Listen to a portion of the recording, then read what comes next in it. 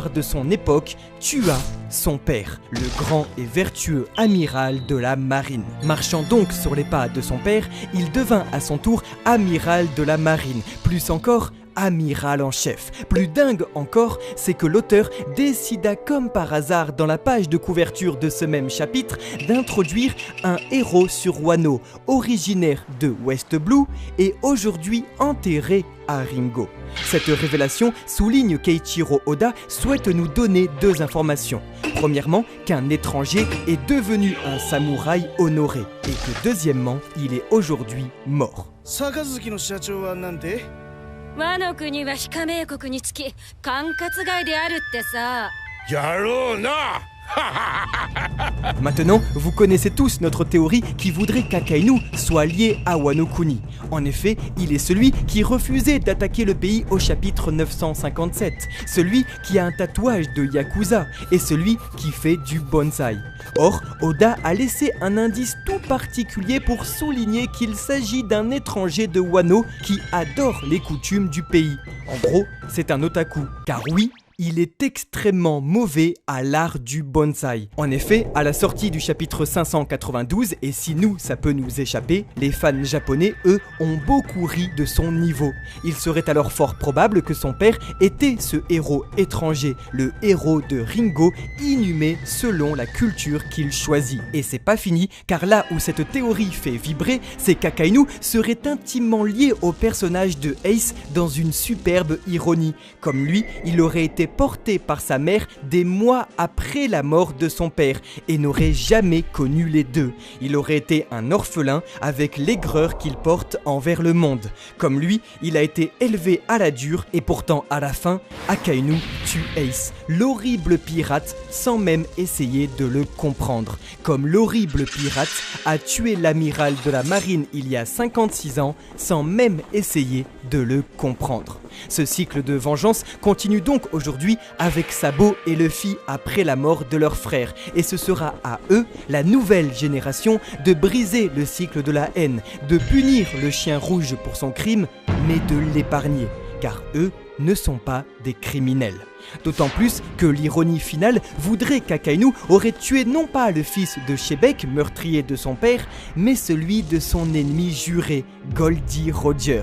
Oui, vous l'avez compris, si le soldat marche sur les pas de son père, il existe un autre enfant qui entreprend de finir ce que son géniteur a commencé. 6 ans après sa première mention dans le manga, c'est désormais officiel, Rox D. Shebek est le père de Marshall D. Teach, préparant silencieusement depuis des années son plan, car la pierre le sait, son heure viendra.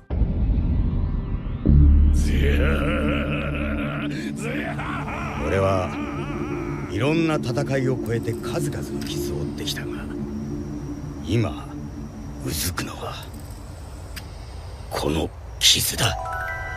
Nous savons, grâce au dessin préparatoire d'Eiichiro Oda et au vivre card, qu'il y a 40 ans, naquit à Shadeport, un port d'une île enneigée, le jeune Marshall D. Teach. Nous savons donc désormais aujourd'hui qu'il porte en réalité, comme ses deux jeunes sœurs, le nom de sa mère. Oui, Teach avait 2 sœurs, et il est fort probable qu'il soit originaire de Drum, puisque le pirate s'y rendra des années plus tard avec son équipage pour tout détruire sans donner aucune explication. Sûrement pour interroger sa mère sur ses origines, apprenant qu'il est issu d'une grande lignée. D'autant plus que c'est toujours au royaume de Drum que Luffy expliquait à Sanji au chapitre 134 que pour se préserver du froid, les habitants ne dormaient tout simplement pas. Exactement comme Barbe Noire. Il est important de noter également que les particularités héréditaires de Teach nous étaient déjà annoncées sur Egghead au chapitre 1107. Nous apprenions en effet que le Gorosei, tout comme l'équipage de Barbe Noire, était au courant de la lignée de ce dernier. Si cette révélation pourrait se réduire au simple sang de criminel qui coule dans ses veines, cela nous ramène pourtant au chapitre 577, où Marco, à Marineford, évoquait déjà la particularité physique de Teach, nulle sans doute liée à sa capacité de manger 2 fruits du démon. Quoi qu'il en soit, quelques mois avant la naissance d'un certain Rouquin, Barbe Noire grandit lui aussi orphelin, son père étant mort face à Monkey D. Garp et Goldie Roger sur God Valley un peu plus d'1 an après sa naissance.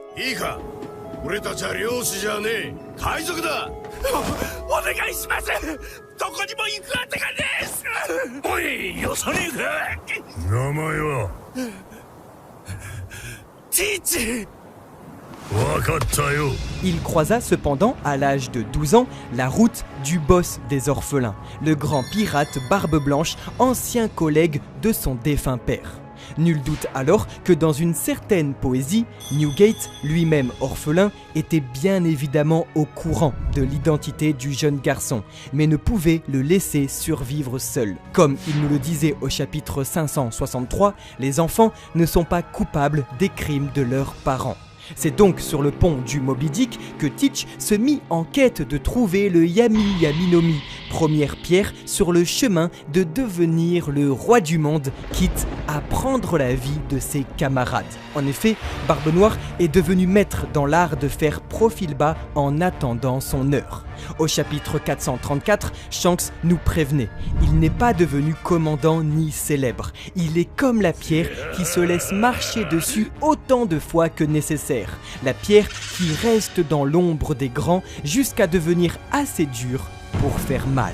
Il est donc fort à parier qu'il s'agissait bien de Shanks et non de Shamrock au chapitre 907, venu révéler au Gorosei, dans la chambre de l'autorité, l'héritage secret de Rox, expliquant comment Jay Garcia est au courant au chapitre 1107 des origines de Barbe Noire. Voilà pourquoi, avec ces informations, Imu se mit à déchirer l'affiche de Teach dans la chambre fleurie. Le gouvernement comprit alors qu'après toutes ces années, la pierre immuable était toujours en vie, mais qu'elle avait juste changé de nom. Ainsi, celui pour qui la fin justifie les moyens ne se donne aucune limite, même celle de tuer sa propre famille, tuer sa nouvelle vie. En effet, le thème abordé par l'auteur est ici l'appartenance très puissante de Teach à son passé, une règle qui déroge entièrement à l'enseignement du maître mangaka depuis 28 ans.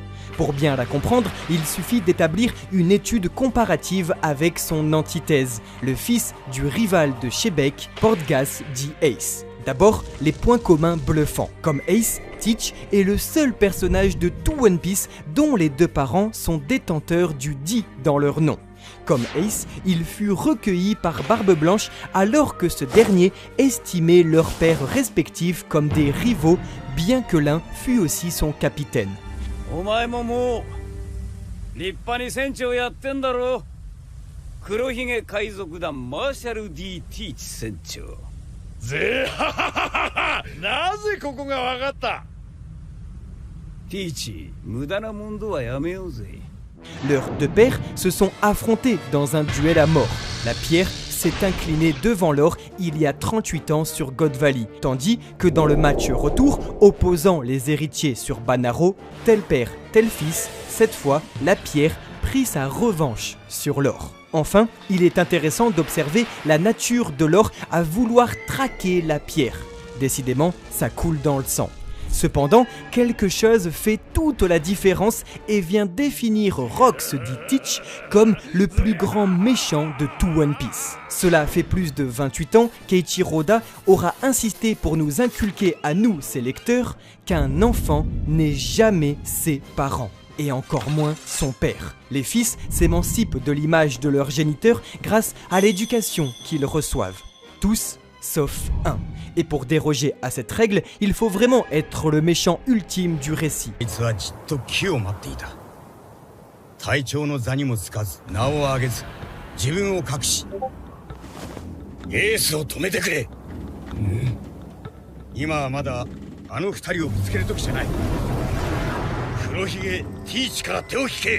Autre signe, comme si ce n'était pas suffisant, on vous l'annonçait en 2018, il y a maintenant 7 ans, à l'instant où il forma son propre équipage pirate, Teach s'empressa de nommer son navire le Sabre de Shebeck. Plus tard, en octobre 2024, dans les courriers des lecteurs, Eiichiro Oda évoquait le lien entre le navire de Teach et Shebeck, en déclarant « c'est une coïncidence ». Ou peut-être pas. Un tel nom comme pour s'affirmer main armée de la vengeance de son père. Une revanche qu'il prendra en trouvant le One Piece, car ce formidable trésor incarne tous les tabous recherchés par son père puisqu'il dévoile la vérité sur l'histoire. Comme il en assure l'existence au chapitre 544, lui réussira là où son père a échoué.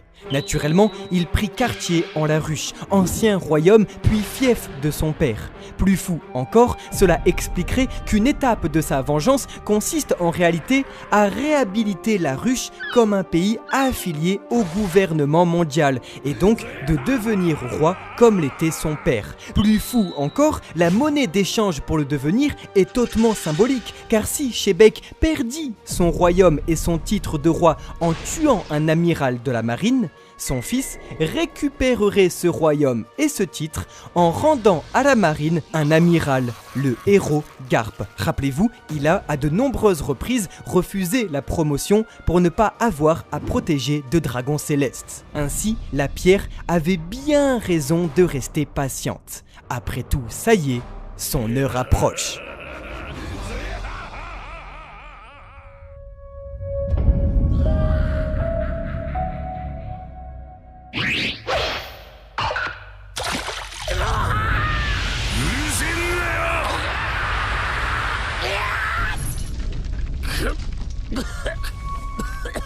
Akagami, Kurohige, Mugiwara, 全員と戦えとでも言うのか。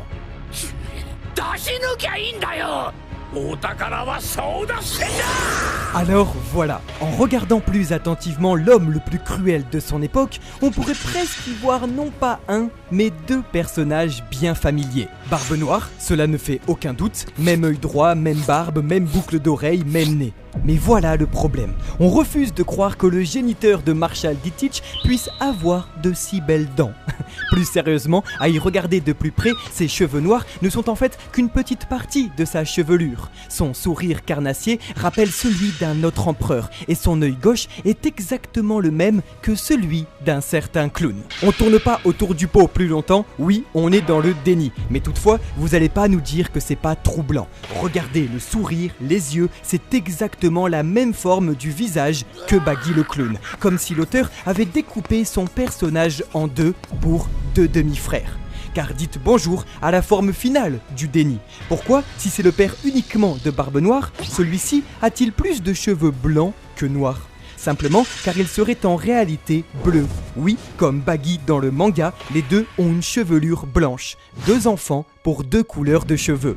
Voilà pourquoi la bulle de texte dévoile de manière officielle que c'est le père de Barbe Noire. Tout simplement pour que les théories des lecteurs s'éteignent. Mais l'un n'empêche pas l'autre. Osons le dire, la mère de Baggy était celle qui avait le nez rouge. Et une Harley Quinn dans One Piece, ça n'existe pas.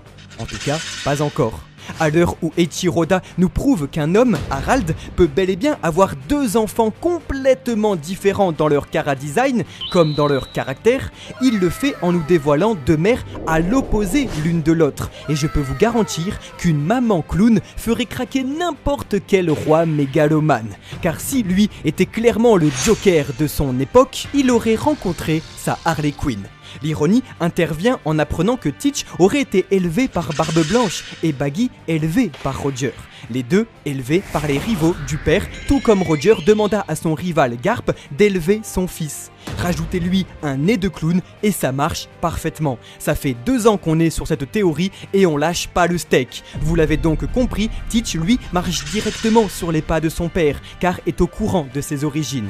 Sabre de Shebeck, la ruche, rêve de devenir roi du monde, etc. Baggy lui marcherait sur les pas de son père sans même s'en rendre compte car ne connaissant pas ses origines, expliquant pourquoi, à son tour, il est en train de créer le plus puissant équipage pirate au monde. Il n'a peut-être pas la puissance de son père, mais il en a le charisme. Ses deux fils seraient devenus empereurs face aux deux héritiers spirituels de Roger. Voilà pourquoi aujourd'hui, Shanks, Luffy, Baggy et Teach sont tous les quatre Yonko. Shanks et Luffy pour qui le sang n'importe pas, et de l'autre côté, Teach et Baggy pour qui rien ne serait plus précieux que les liens de sang. Une division ancrée au plus profond des thématiques de One Piece. Finalement, diviser le ciel en deux, n'est-ce pas là l'adage des empereurs? Ainsi, après toutes ces années, la pierre affronte encore l'or. Et à la toute fin, il n'en restera plus qu'un.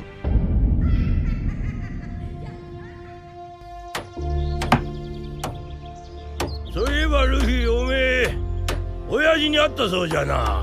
あ、父ちゃん？父ちゃんってなんだよ。俺に父ちゃんなんかいんのか？ Nous l'avons vu, et Chiroda établit une transmission de la flamme qui parfois se perd, se transforme, mais jamais ne s'éteint. Chez la marine, le symbole de la justice s'est perdu dans la vengeance avant de se retrouver dans son dernier et ultime digne héritier, le vice-amiral Koby, qui lui aussi a un rêve, obtenir le même titre que ce soldat tué il y a 56 ans, devenir amiral de la marine. Mais alors, du côté de la flamme des pirates, qui l'emportera entre la pierre et l'or? Cette question, un arbitre silencieux se l'est posé toute une partie de sa vie. En recueillant le jeune Ace après le jeune Teach, Edward Newgate était en mesure de s'interroger. Allait-il réussir à calmer l'ardeur de ce conflit héréditaire? On ne peut être que pris d'empathie pour l'empereur qui avait accueilli sur son pont le yin et le yang, et on ne peut que réaliser la détresse de ce dernier lorsqu'il essaya de retenir l'or d'attaquer la pierre, lorsqu'il comprit que l'histoire était sur le point de se répéter. Pourtant, c'est aux portes de la mort, et après avoir témoigné de la défaite définitive de l'or et la fin de cette famille, qu'il comprit par qui leur flamme était désormais portée. Alors, il adressa à la pierre, au chapitre 576, ces quelques paroles. « Ce n'est pas toi que Roger attend. » Oui, à ce moment-là, le grand pirate Barbe Blanche avait réalisé que cette flamme avait réussi. Elle s'était affranchie de la lignée familiale pour embraser le cœur d'une aube nouvelle et étincelante. Comme la flamme de la justice, celle de la liberté avait trouvé une nouvelle bougie. Le singe, qui n'a que faire de savoir s'il marche sur une pierre ou sur de l'or, avait envie de vivre librement pour son frère. Monkey D. Luffy est le rival évident de Rox D. Teach. Lui n'a pas d'affiliation, lui ne ressemble en rien à son père. Lui se moque du passé et de savoir qui a porté la flamme qu'il a accueillie dans son cœur. Ainsi, comme il y a 38 ans, le héros de la marine, le futur roi des pirates et l'ambitieux despote vont s'affronter à nouveau. Reste à savoir quelle flamme brillera le plus fort.